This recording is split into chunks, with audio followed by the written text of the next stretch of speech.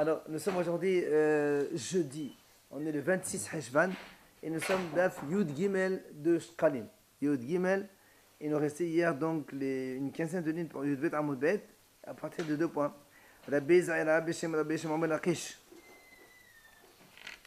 Donc, Rabbi Zahra, au nom de Rabbi Shimon ben Lachish, Ta'amad et Rabbi Yoshua. Rappelez-vous, hier on a vu que Rabbi Yoshua a dit quand quelqu'un il offre des biens au Bet Amikdash, si il y a des animaux mâles, on les prend eux-mêmes en tant que là. Si c'est des femelles, on les vend pour des gens qui ont besoin de shamim et avec l'argent on achète là. Le reste de l'argent il va au Bet Kabbalah. Il explique pourquoi. Parce que c'est marqué dans la Torah, donc ça c'est la Torah, il dit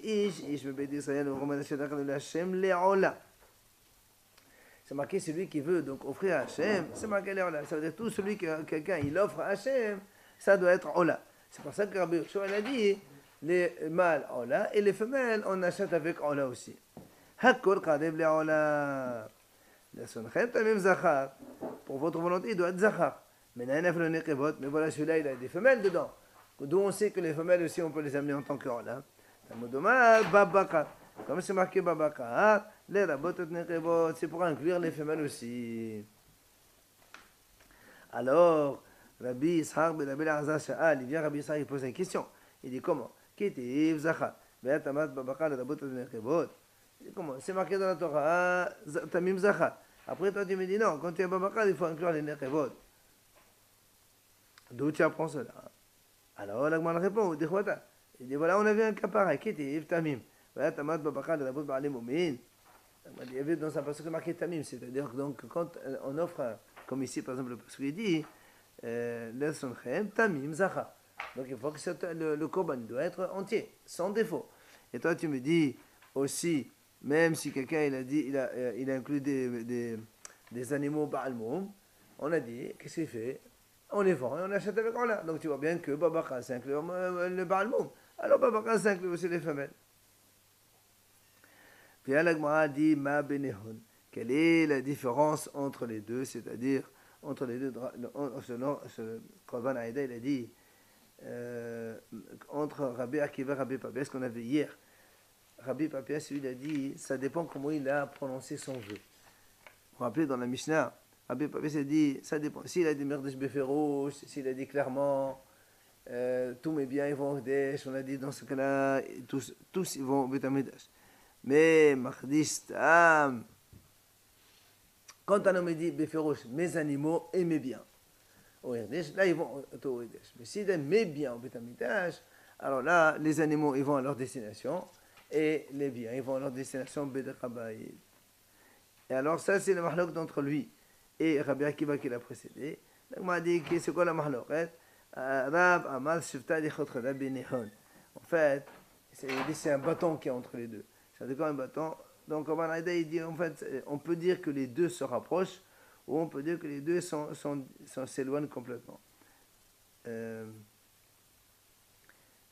Alors il dit le premier.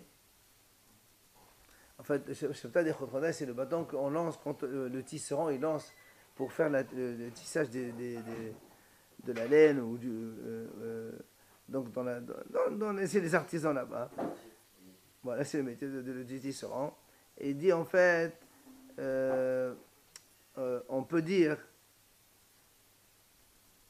soit on peut dire qu'il y a fraîche gadot, il y a une grande différence entre les deux. Quoi? Rabbi Papias il dit quand il a dit Beferouch, c'est-à-dire quelqu'un il prononce Behema ou Chassim, la Hekdesh, c'est-à-dire mes animaux et mes biens pour le Hekdesh. Nous on a dit que selon Rabbi Papias, c'est tout va au Hekdesh, puisqu'il a dit aussi Behema. Donc tout ça, ça va au Bet Rabaïd. Et comme exactement Rabbi Akiva il a dit, c'est un Hekdesh au Bet Rabaïd aussi. Rabbi Akiva il a dit, c'est un Hekdesh, quand on dit rien, ça va au Bet Rabaïd. Donc en fait, ça rapproche les deux avis.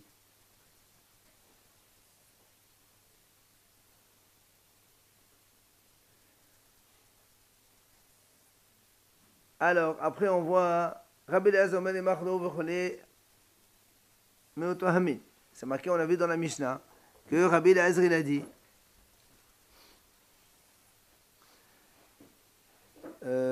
quand quelqu'un il a offert des biens, et dans les biens il y a du vin, de l'huile, de la semoule, alors on les vend à ceux qui ont besoin de cela pour les corbanotes. Pas celui qui a besoin de vin, on les vend du vin, de l'huile, on fait de l'huile, et ainsi de suite. Et l'argent il va au Beth Amidash. Alors là aussi, parce que c'est marqué dans le pasuk, là aussi il dit, Hakol, Karev Le'ola. maintenant la Gemara dit, le Sonchem Tamim Zachar, Yachol a fait le Ofot, Tamud Oma Babakad fait le Ofot. C'est marqué Babakad et donc pas des volailles. Parce que nous on a vu,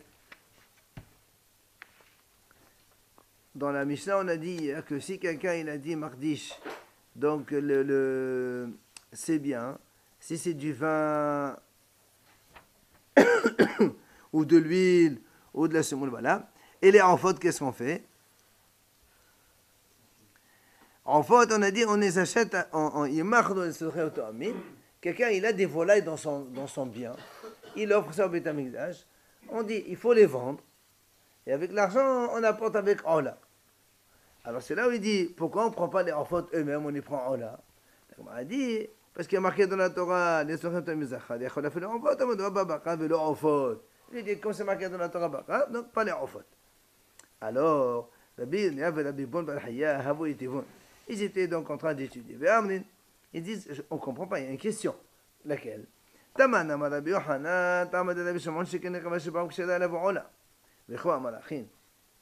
Hier, on a vu, quand on a dit si quelqu'un, il offre une femelle, d'accord, pour Pesach, Ola ou Hacham.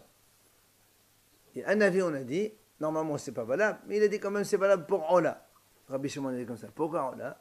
Parce que il a dit comme Ola, ça existe dans les volailles Nekeva, alors on accepte aussi, même Ola, on achète avec un autre.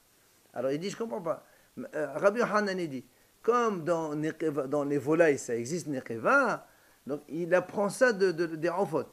Et maintenant Rabbi Hanan il dit, ah, il y a marqué Zachar, alors pas les enfautes. Parce qu'il y a marqué Babakar, ve les enfautes. Comment? D'un côté, tu inclus les enfautes. Alors, tu inclus Ola grâce aux enfautes. Et maintenant, tu exclus les enfautes carrément. Alors, c'est ça où il vient Rama Rabbi Yosef, il vient, il répond, il dit, il dit en fait, parce que lui, Shmuel, il pense, tout celui, quand on ne peut pas offrir ni elle, ni Dameha son argent, dans ces cas-là, quand on fait Herdesh, on fait Herdesh que de l'argent seulement. Comme ici, par exemple, Nekeva, lui, il a dit, il offre tous ses biens pour le Beth Amikdash. Alors, comme le Rauf lui-même, on ne peut pas l'amener. Et comme un Rauf, s'il a un moum, dans les volailles, il n'y a pas de moum, il n'y a pas de pidon, ça ne se rachète pas. Donc, comme ça, on ne peut pas ni lui l'approcher, ni le racheter, alors celui-là, en fait, quand quelqu'un il a offert des volailles, il n'offre pas les volailles, il offre la valeur des volailles au Beth Amikdash. C'est pour ça qu'on achète avec Olot.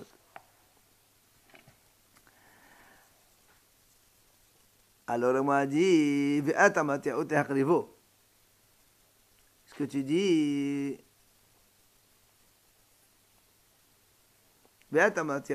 c'est-à-dire, pourquoi? Il dit, tu as raison ce que tu as dit maintenant, qu'on ne peut pas. Pourquoi? Tu ne peux pas offrir la volaille elle-même en tant que korban. Pourquoi? Parce que c'est marqué dans la Torah, d'accord?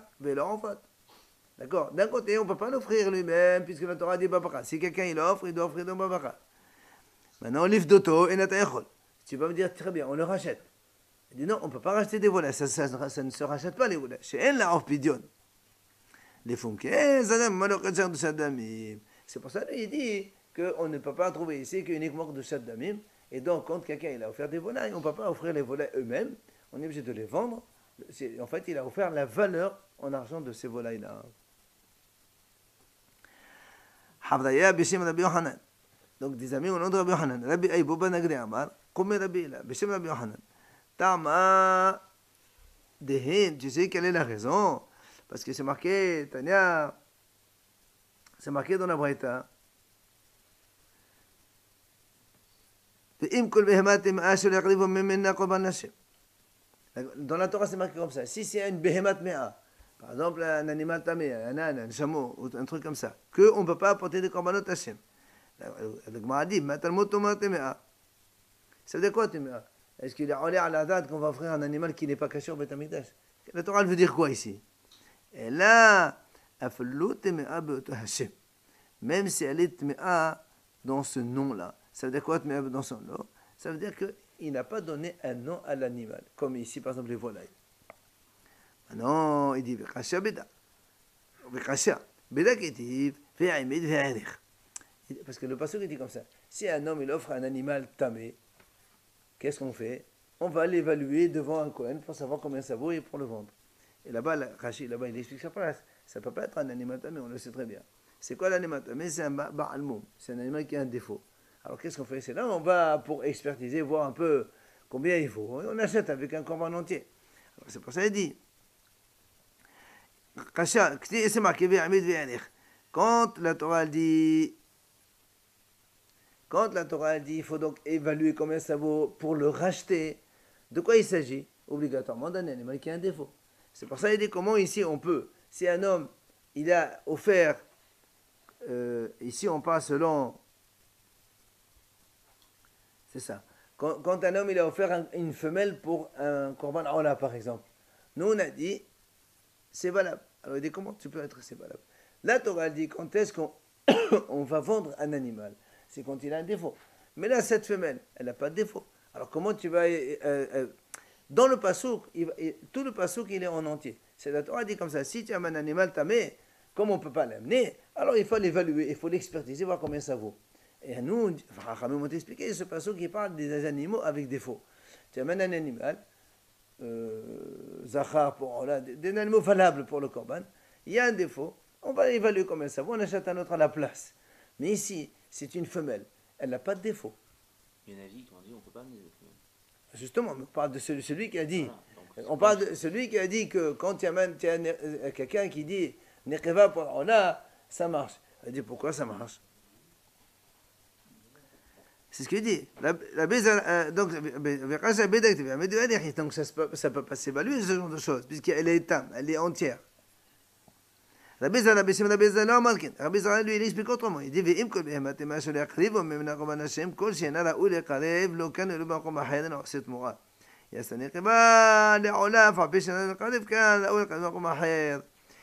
Zara, il n'est pas d'accord. Il dit, étant donné que c'est marqué dans la Torah,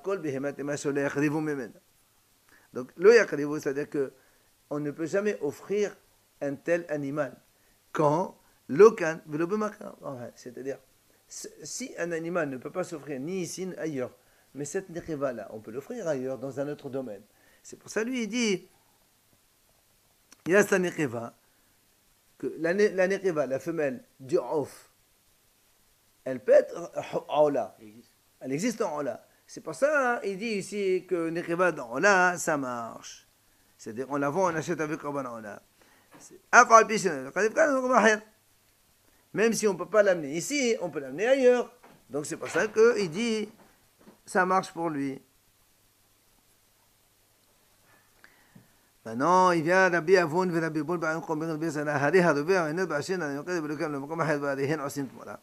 il dit non, selon ton raisonnement, il y a une question. Pourquoi? Parce que nous, on sait, toi tu m'as dit, on vient de dire maintenant, celui qui n'est pas là où d'être offert, il ne peut pas avoir cette moura. Il dit pourtant, nous on a vu que si un animal il fait une relation avec un homme ou il subit une relation avec un homme, on n'a pas le droit de les amener au Beth Amikdash. Mais pourtant c'est marqué en Sint Mora. On peut faire Tmora. Si un homme il prend un autre animal, il dit voilà, ça c'est la Tmora de celui-là, hein, ça marche quand même. Donc ce que tu as dit tout à l'heure, que quand quelqu'un il n'est pas Khalif, Vlo Niklav, eh bien on ne peut pas faire Tmora, ça c'est contredit. Pas que ça soit visible, non, pas obligatoirement. Amalon, il aura dit Amamash. Il aura dit moi aussi, en fait, je ne parle que Temea, tout simplement. Ça veut dire quoi? Que la Torah qui a dit Bemat Mea, ça veut dire c'est un vrai animal tamé. On ne parle pas du tout d'un animal avec Baal Moum ni autre chose. Je parle d'un animal tamé. Alors, m'a dit, si c'est un animal, si c'est un animal tamé, alors qu'est-ce que la Torah a dit? Il faut l'expertiser. Rien à expertiser. Tu ne peux pas expertiser un animal tamé puisque la Torah, elle a dit qu'un animal tamé, ça ne peut pas s'offrir. Donc, elle reste sur une question. La Mishnah elle dit tous les 30 jours, c'est-à-dire quoi, c'est-à-dire on achète pour le mois en fait. Quand on veut acheter, on fait des réserves. Voilà, on prend de l'argent et on achète le vin, on achète les agneaux, on achète le ceci, tous les 3 mois, tous les 30 jours.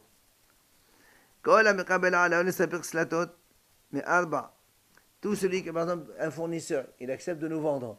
Si slatot si par exemple, quand on fixe le prix, le cours il est à 4 kilos, on va dire comme ça, 4 kilos pour 1 euro. Amdum shalosh. Quand après, il va nous fournir, une semaine après, le truc il est plus cher. Ça fait 3 kilos pour 1 euro. Qu'est-ce qu'il fait? Il s'appelle merde. Il est obligé de nous donner comme fixé initialement. Donc, c'est-à-dire le Beth Amidash reste gagnant. Si c'est maintenant le contraire, Mishalosh Yam de Merba. Si, alors, donc la date de la commande, il y avait 3 kilos pour 1 euro. Le lendemain, quand il commence à fournir, ou une semaine après, eh bien, il y a 4 kilos pour 1 euro. Eh bien, il nous donne 4 kilos pour 1 euro quand même. Dans les deux sens, oui, on a vu ça. Bon, et ça, c'est la Mishnah, sa place ici. Donc, car le Beth Amidash, il est toujours gagnant dans l'affaire. Maintenant, la Mishnah dit, si maintenant, imaginons on a acheté de la semoule, et que 3 semaines plus tard, il y a la semoule qui a pourri. Ben, c'est lui qui assume, il nous redonne en échange. Le Beth Amidash ne perd jamais. Ou bien si le vin il devient vinaigre, pareil. Et nous, la Gemara a dit, en fait, nous on a dit, on lui donne l'argent au début. On lui donne par exemple, je sais pas moi, pour le mois, on achète 200 kilos. Si c'est 200 euros, on lui donne 200 euros et c'est terminé. Après, si au milieu, il y a un problème, il nous rembourse tout ce qu'on n'a pas profité. Voilà. Le fournisseur. C'est-à-dire, si la marchandise elle a pourri, ou si le vin il est devenu vinaigre, c'est lui qui assume les pertes, c'est pas nous. Le Beth Amidash, il perd pas. Non, c'est pas particulier. Hein? Non, tous les mois, parce qu'on a dit tous les mois on achète. Après c'est fini. De toute façon, quand on commande pour un mois. Il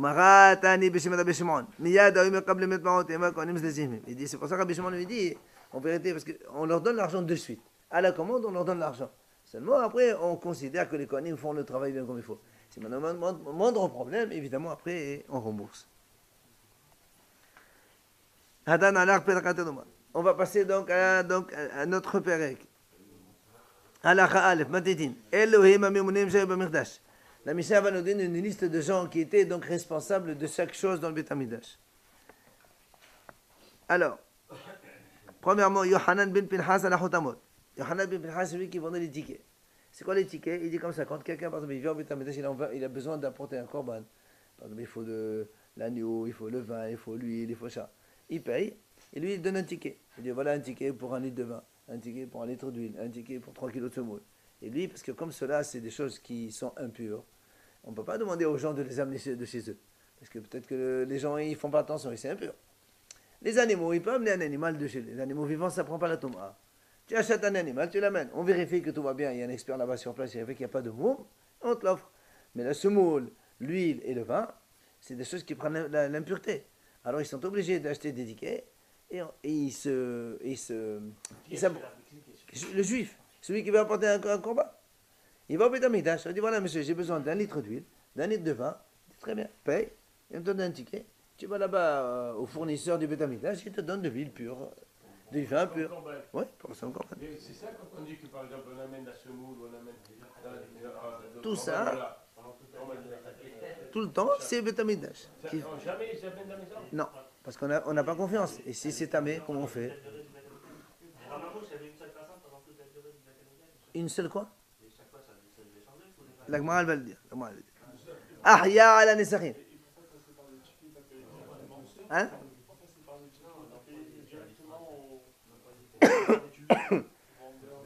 Parce que le vendeur, il ne peut pas s'occuper de l'argent et de tout. Il y a un monsieur qui est proposé par l'argent. Il y a un monsieur qui est proposé par l'argent. Il dit Ahya ala nesachim. Ahya, lui, c'est lui qui vend le vin. Matia ben Shmuel ala piasot. Matia ben Shmuel, lui, il était occupé des tirages au sort. Tous les matins, on faisait des tirages au sort. On verra ça dans Maser Yoma. Tous les matins, qui c'est qui travaille? Non, qui c'est qui travaille? Pas l'acteur seulement. Qui c'est qui... Dans Yoma. Qui c'est qui fait les services tous les matins? Quel Kohen il fait? Petahya ala qinin. Petahya, c'est Mordechai de la Megillat Esther. Lui, il est responsable de vendre les qinin. Qinin, c'est les nids d'oiseaux, les deux oiseaux. Petahya, c'est Mordechai, il te le dit. Pourquoi on l'appelle Petahya? Parce qu'il était grand hacham, il était d'Oresh et il connaissait 70 langues. Ben Ahya, c'était le médecin. Il s'occupait des Kohanim qui étaient malades, parce qu'ils avaient des maux de ventre. Nehonia, lui, il causait des puits pour les besoins de ceux qui montent pendant les 3 fêtes. Il y a beaucoup de juifs qui montent, on a besoin d'eau, c'est pas comme ici, il y a de l'eau partout. Lui, il creusait plein de puits, comme ça ils auront de quoi boire. Gvini Kados. Gvini, c'est lui qui fait les déclarations. C'est lui qui il fait les déclarations, faites ci, faites ça. On verra dans la Gemara ce qu'il dit. Ben Gever, Ben Gever s'occupe de la fermeture des portes. Ben Bavi, Mimoune à la Paqiya. La Paqiya, je crois que c'est le bois. On verra dans la Gemara. Ben Azar al-Salsal, sur la musique. Hogras ben Levi al Shir. Hogras ben Levi, c'était le chef d'orchestre. Bet Garmo al-Mazan Panim. Bet Garmo, il faisait cuire le pain, les 12 pains de Shabbat. Bet Aftinas al-Maser Toret, eux, ils fabriquaient l'encens. Ben Azar al-Palochet, sur le rideau qu'il fallait fabriquer. Ou Ben Hassam al-Bish, Ben Hass, c'était l'habilleur de Bet Amikdash. Mais quand on dit c'est la famille ou c'est quoi? Justement, la Gemara dit, c'est la Gemara, il va nous dire comme ça. Rabbi Hiskal amar Rabbi Simon ben Abana אחד אמר כשרידו עובדו בא למנות עליהן ואחד אמר מי שהיבתו דומנה מה שבתו. Alors, justement, c'est quoi ces noms-là? Ça ne peut pas exister pendant 400 ans. Ça, c'est une génération. Qui on a choisi pour citer? Alors, un, il a dit, ce sont les meilleurs de chaque génération qu'on a pris. Et l'autre, il dit non. Ça, c'est les premiers, et c'est eux qui ont continué après. À nommer les suivants derrière eux. Pas obligatoirement le père en fils. Non, c'est le deuxième, bien sûr. On parle du deuxième ici. Ils ont des noms de famille quand même, ces gens-là. Il n'y a pas de nom de famille. À l'époque, non. Les noms, c'est pas les noms de famille. Ça, c'est les noms de la personne. Chacun a le nom de son père. Tel type, tel fils de type. Monsieur, fils de monsieur. Alors ça peut changer.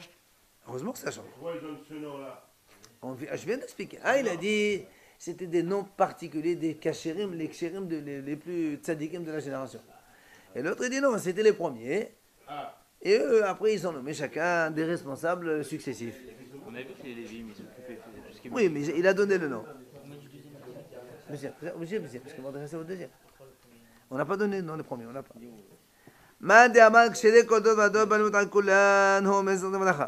C'est lui qui a dit les kshérim de toute la génération. Puisque ici, on a tous les noms. Évidemment, surtout parce que dans ma Maseret Yoma, là-bas, on donne une liste de certaines personnes. Les premiers ont dit Zer Sadir Levracha, et les autres ont dit c'est des Rishaïm. Et notamment, parmi les Rishaïm, il y a marqué quelques noms ici. Alors, comment tu dis c'est les kshérim? C'est contradictoire. Ici, on dit c'est des kshérim, et là-bas, on te dit c'est les Rishaïm, cela. Alors, c'est pour ça lui, il dit non. Quand on dit Zer Sadir Levracha, c'est-à-dire cela, c'est des kshérim. Et les noms qui a marqué dans ma Maseret Yoma, c'est les autres, c'est pas cela. Puisque ça, c'est des kshérim. Par contre,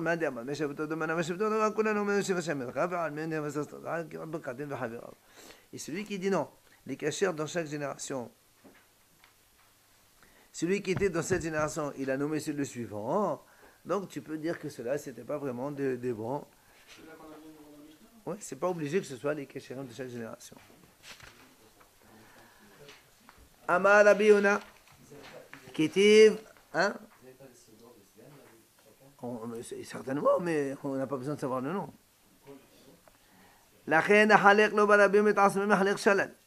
Le pasuk qui dit, je vais partager avec lui dans plusieurs, et avec les puissants, on partage le butin. De quoi on parle ici? C'est Rabbi Akiva. C'est lui qui a institué le midrash, la halachot, la gadot. Il a expliqué tout ce qu'il faut. Il y en a qui disent non. Tous les midrash et la halachot qu'on a aujourd'hui, tout ça, c'est un les gens de la grande assemblée qui ont expliqué ça. Et la Matakenze, qu'est-ce qu'il a fait alors Rabbi Akiva? Selon eux, c'est klal ufratot. C'est tout ce qui est klal ufrat, les généralités et les particularités. Amar Rabbi Abahu, Kitib Mishpachat Sofrim Yashvi Aves. À propos des Hachamim, on les a qualifiés dans le Navi, Mishpachat Sofrim Yashvi Aves. Ça, c'est dans des Yemim. Qu'est-ce que ça veut dire ça? Pourquoi on les appelle des Sofrim, les compteurs? Et la Sha'asot Torah, Sfodot. Parce qu'ils ont résumé la Torah avec des numéros. Comme ça facilite la mémoire. Par exemple, ils ont dit, il y a un Mishnah qui dit Hamisha le Toma. Il y a 5 qui sont non valables de prélever la Toma. Il y a Hamisha il y a 5 choses il faut prélever la Hala. Il y a Hamisha il y a 15 femmes qui rendent dispensent de faire Hiboum. Il y a 36 avonot des péchés passibles de karet. 13 choses dans la nivela du off, de la volaille pure. Il y a 4 donc un chef de dommage. Enfin, il a donné un peu toute la liste des choses qu'on voit dans la Mishnah, que c'est marqué comme ça. Et on te donne le numéro ça fait un petit peu moyen. Non, il te dit que le mot s'offrir, les hachamim, puisqu'on parle de celui-là il était responsable de ça, celui-là était responsable de ça. On dit voilà, hachamim ont fait instituer des choses pour qu'on puisse avoir nous. Chacun il a donné certaines choses pour nous faciliter donc l'apprentissage de la Torah. Amar Rabbi Eliezer, Ktiv Eliezer Kohen HaSofer. Maintenant, Sofer. Pourquoi on appelle Ezra HaSofer? Ezra c'était un Kohen Gadol. Pourquoi on l'appelle Sofer? Et là. C'est de la même façon qu'eux, ils connaissaient la Torah, ils connaissaient aussi donc, la Torah orale, les paroles de Hachamim, il les a comptés, il a fait là aussi des transmissions à ses successeurs. Rabbi Haggai, Beshem Rabbi Shmuel ben Nachman. Il vient Rabbi Haggai, il dit Harishonim, Hashu, Bezar'u, Nikeshu, Kesihu, Adru, Kasru, Amru, Dashu, Zaru, Bereru, Tahanu, Hedchidu, Lashu, Qitfu, Ve'afu, Ve'anu, El, Anu Malechol. Il dit, les premiers Hachamim, ils ont labouré, ils ont semé, ils ont nettoyé, ils ont moissonné, ils ont mis en tas, ils ont battu, ils ont trié, ils ont moulu. Haselo, ils ont fait tout le travail pour nous. Les Hachamim, les premiers, ils ont tout fait pour nous. Regardez, le Rambam, le Rashi, tout ça, le Zohar, tous les Haramim, ils nous ont amené une table à manger. Et malgré tout, il dit, mais nous, on ne sait pas manger. Il y a des choses qu'on ne comprend pas encore. Déjà, eux, ils ont fait tout le travail. Ils ont tout fait pour nous. Et nous, maintenant, avec ça, on n'arrive pas à en comprendre encore. Regarde comme on est. C'est pour ça, il vient, Rabbi Abba, Balmina, Bishon, Rabbi Zara, il dit, Inhavun Kadmain Malachin, Anan Bnei Nash. Si eux, c'est des malachim, nous, on est des hommes. Maintenant, si eux, ce sont des hommes, Anan Hamarin, nous, on est des ânes. Oui. Amar Rabbi Mana. Il a dit, Rabbi Mana, il a dit. Ça, c'est au temps de la Gemara. Maintenant, eh oui. Encore plus bas. Amar Rabbi Mana, à ce moment-là, nous, on a dit, Afelo ki hamate de Rabbi Pinhas ben Yael adminoun. Même pas comme l'âne de Rabbi Pinhas ben Yael. Même si on est des ânes, on n'est pas comme l'âne de Rabbi Pinhas ben Yael. Qu'est-ce qu'il a, Satan? C'est qui l'âne qui a pris? Lui, il a dit, si eux sont des hommes, nous, on est des ânes. Et si on est des ânes, on n'est même pas comparé à l'âne de Rabbi Pinhas ben Yael. Pourquoi? Qu'est-ce qu'il a? Hamate de Rabbi Pinhas ben Yael ginafta l'istay. Bélilia. Elle a été volée. L'âne de Rabbi Pinhas ben Yael a été volé. L'âne. Qu'est-ce qu'ils font? Abdat mira gabon tata yomin. Oh. Et les voleurs l'ont gardé pendant 3 jours. Vela ta'ama kloum. L'âne n'a pas mangé rien. Batata yomin. Emlechol mahzata. Ils ont voulu la rendre. À quoi ça sert de garder un âne qui ne veut pas manger? Il va mourir chez nous. À quoi ça sert? On va la sortir, on va la lâcher, comme ça elle ne mord pas chez nous. Après, ils l'ont libérée. Elle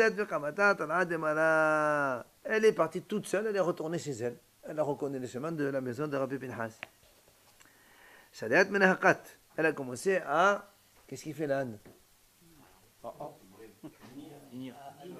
Et l'âne, Eni, Hazar. Alors elle a commencé à hennir. Rabbi Pinhas, il a... Ça va, Hazar ou pas? Amalon, allez. Rabbi Pinhas, il a entendu. Il leur a dit, patron de Hada Aloufta.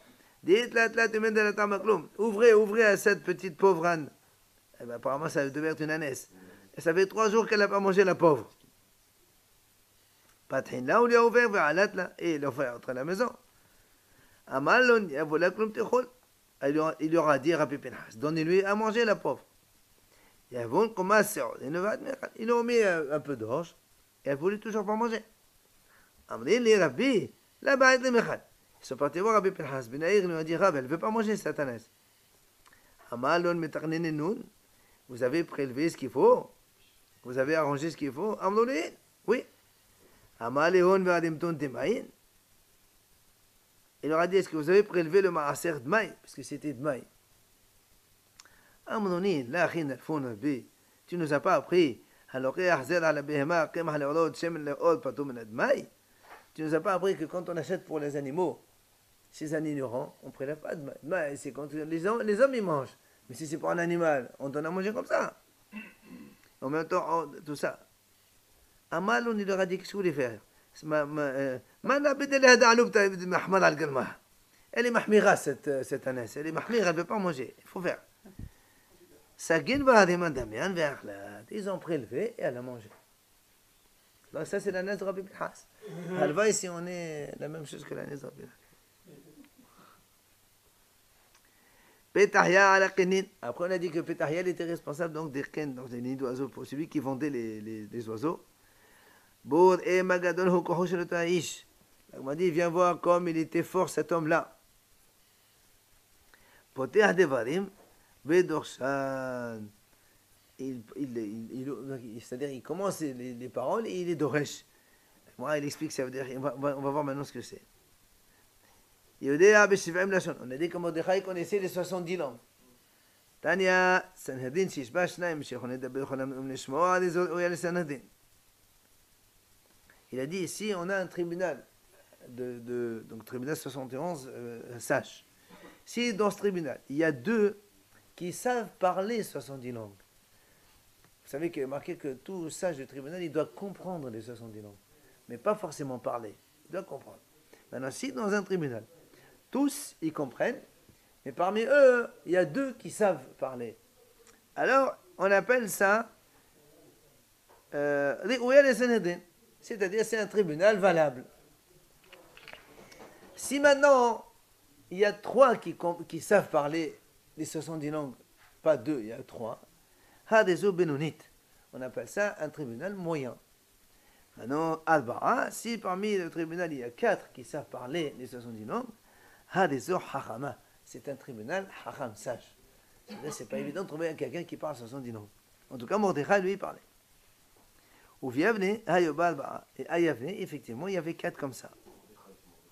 Oui. Ben Azai, ou Ben Zoma, ou Ben Hachinai, Ben Azai, Ben Matia. C'était 4. Non, Mordechai, c'était à son époque. Amad Abhazda. Il a dit, Abhazda, Pa'amahat, Teabsa, El Sisraël, Yadom Yachane, Abi Omer. Une fois, il y avait la sécheresse en Israël. Et on devait apporter le Omer, il n'y avait pas. D'où on apporte. Il n'y avait pas de l'orge qui a poussé. Il faut apporter comme un Omer, comment on fait? Babat Amanhad Illem. Il y avait là-bas un sourd-muet. Il a mis une main sur les toits et une main sur les tzrifim, sur les...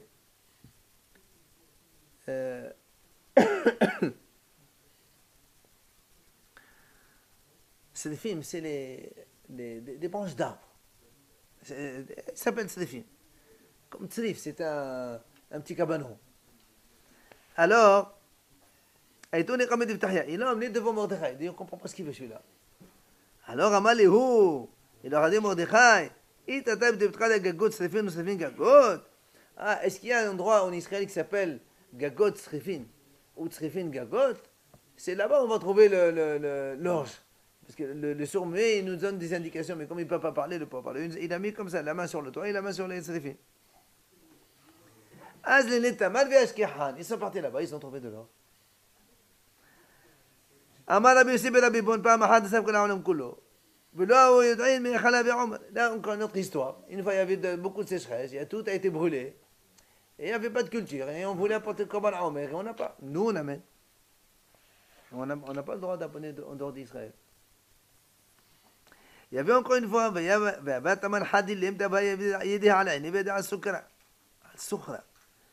et il y avait encore un autre monsieur qui était, il était sourd-muet, il a mis une main sur ses yeux et une main sur le trou de la serrure. Là aussi, ils n'ont pas compris. Alors, étonné les Gabeb Tahya, on l'a amené devant Mordechai. À Malon, il leur a dit, est-ce qu'il y a un endroit, ou Socher Ain? Est-ce qu'il y a un endroit qui s'appelle Ain Socher, l'œil et le trou? Un jeu de mots. Ils l'ont trouvé là-bas. Ils ont trouvé là-bas. L'orge, c'est le Omer. La Gemara raconte une autre histoire. Shalosh Nashim Hevi Oknehem.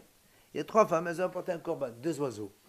Ahat omet le Inati, Ahat omet le Yammati, Ahat omet le Zivati. Une, elle a dit c'est pour mes yeux, l'autre a dit c'est pour mon océan, et la troisième a dit c'est pour ma ziva, c'est son écoulement. Alors, Zosh omet le Inati, ça veut dire ma shuvat kimayan. Celle qui a dit c'est pas pour le Inati, pour ma source. Ils ont cru, quand elle a dit ma source, ça veut dire qu'elle avait beaucoup de saignements, et donc apporte un korban après Nida. Amalon. Bi'ayana Sakant. Il leur a dit non, vous n'avez pas compris. C'est pas. Parce qu'en fait, quelle est la différence? Quand une femme a dit, par exemple, Nida, elle doit apporter 2 oiseaux, un Ola et un Hatat. Mais si une femme, elle vient, elle apporte un Nedava, un nid parce qu'elle veut remercier Hachem, c'est les 2 Ola. Ça change complètement les choses. C'est pour ça, eux, quand elle a dit les Ainaté, eux, ils ont pensé qu'elle a été Nida, donc il fallait faire un Hatat et un Ola. Mordechai leur dit non, vous n'avez rien compris. Elle a dit les Ainaté, c'est pour mes yeux. Elle avait mal aux yeux, elle était malade, elle a guéri, maintenant elle va apporter Nedava. Alors c'est 2 Ola, c'est pas Ola et Hatat. La même chose, Yamati. De l'océan. Voilà l'océan, c'est quoi l'océan? C'est l'océan. Ça veut dire, ils ont pensé qu'elle coulait de l'eau comme la mer, elle saignait comme la mer. Et donc il fallait apporter Ola et Hatat. Amalon, non, bien Masakant. Elle a traversé la mer, elle a failli mourir dans l'eau, noyée ou je ne sais pas comment, et maintenant elle veut remercier Hachem. Il faut donc de Ola, c'est pas comme ça. Et Ziva. Il croyait que c'était Zava, une femme qui avait un écoulement normal, enfin un écoulement Zav. Il leur a dit non, pas du tout. C'est un loup qui a voulu, il a attaqué son fils, il fallait lui prendre son fils, il voulait remercier Hachem parce que justement il l'a sauvé. Et donc il fallait de Olot, et non pas Ola Vehata. Benahaya Vecholi, hein? Mais elle parlait comme ça, les femmes. Tu ne peux pas expliquer. Elle parlait comme ça. Oui, mais. Allez. On a dit Benahaya, c'était le médecin du Beth Amidash. Pourquoi? Il dit parce que les Kohanim ils marchaient pieds nus, vous vous rappelez? Ils prenaient froid. Ils mangeaient beaucoup de viande. Mais. Au moins, s'ils ils pouvaient boire du vin, au moins ça digère un peu. Mais là, ils n'ont pas le droit de boire du vin dans le Beth Amidash. Alors, ils boivent de l'eau, du vin, et on marche pieds nus, alors ça fait des problèmes de ventre. Alors, et lui, ce monsieur Hacham médecin, il savait, donc, il savait comment expliquer aux gens. Qu'est-ce qu'il leur disait? Ah oui, pour les soigner, il leur disait ça c'est un bon vin pour vous soigner pour le ventre, ça c'est pour ci, ça c'est pour ça. Qui, le médecin du Beth Amidash? Ouais. Mais qui au Kohanim? Bien sûr. Ah ben alors en dehors du service. Ah bah heureusement. Mais il paraît que c'est pas bon de boire de l'eau dans le repas. Arrête avec tes histoires, allez. Nehonia Hovet Shihin. On a dit que Nehonia, lui, il creusait des puits. Chut. Il creusait des puits, donc pour les Oli de Galim, on a vu ça. Shaya Hovet Shihin Ma'alot. Il creusait des puits. Il savait.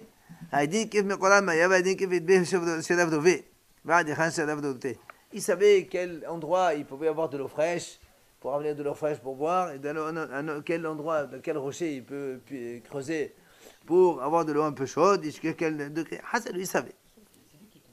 Absolument. Amar bin Aizad Umid bin Ubassama. Et on raconte dans l'histoire que son fils il est mort assoiffé. Amar Rabbi Hanina. De là, Rabbi Hanina il dit Man de Amar Hamana Vatani Tuatan Menem Oaï. Et la main. Il a dit celui qui dit qu'Hachem il pardonne, Hachem il va il enlève de ce monde. C'est-à-dire, il a. Vatran, on dit. Mevater. Quelqu'un il pardonne. Ça veut dire que Hachem il passe. Alors il dit un jour aussi ses intestins ils vont passer. Pourquoi? Il dit parce qu'il ne faut pas. Justement, lui, il creusait des puits pour les gens pour leur donner à boire. Et pourtant son fils il est mort de soif. Alors, ça veut dire que certainement que Hachem, il attend, mais quand Hachem il doit punir quelqu'un, ça arrive, c'est comme ça. Ça veut dire qu'il devait avoir quelque part un problème. Le mérite, ça n'existe pas. Alors. Ça mérite, ça existe le mérite. Mais quand. C'est ce qu'il est en train de dire. C'est-à-dire que quand quelqu'un il faute, Hachem il attend, mais à la fin il est obligé de sanctionner. Donc il a été sanctionné. Parce que l'eau, justement. Justement pour te montrer que ne crois pas que parce que tu fais ça, c'est bon. Et moi je fais des mitzvot, et bon, c'est bon, je fais ce que je veux avec. Non. Non, mais autrement. Sinon on ne comprend pas après. On ne comprend pas la leçon. Amar Rabbi Aha, ktibu sefer nesara meod. Medardek ayman kot tasara. Rabbi Aha lui dit non. Parce qu'Hachem il est medardek avec les tzaddikim jusqu'au dernier poil. Donc avec les tzaddikim il est très... Il dit non, parce qu'en fait, lui il dit, il a une raison. C'est marqué Hachem il est redoutable par tous ceux qui l'approchent de plus en plus. Plus on est proche d'Hachem, plus on connaît sa valeur. Rabbi Haggai, Rabbi Shmuel ben Nachman Maaseh Bechassid Ehad, il raconte. Il y avait une histoire, un chassid, il creusait des puits pour les gens qui passaient, les voyageurs, comme ça ils ont de quoi boire et donner à boire à leurs animaux.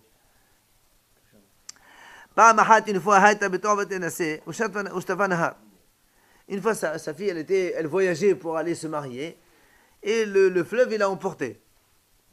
Alors,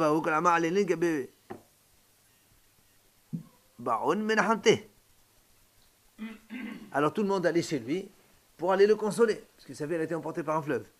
Il ne voulait pas être consolé. Et il dit comment lui il faisait ça à sa fille comme ça. Il ne comprenait pas.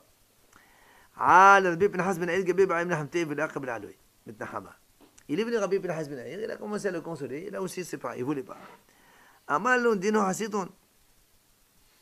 C'est ça votre hassid, que vous avez dit que c'est un hassid? Ils lui ont dit, Rabbi, comment? Lui, déjà, il creusait des puits pour tout le monde, et maintenant sa fille, elle a été emportée par le fleuve. C'est quand même pas normal, ça. Il dit, comment? Lui, il honorait Hachem avec de l'eau. Hachem, il vient, il le punit avec de l'eau. Comment?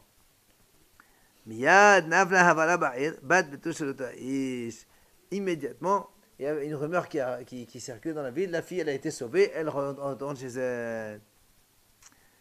Il y en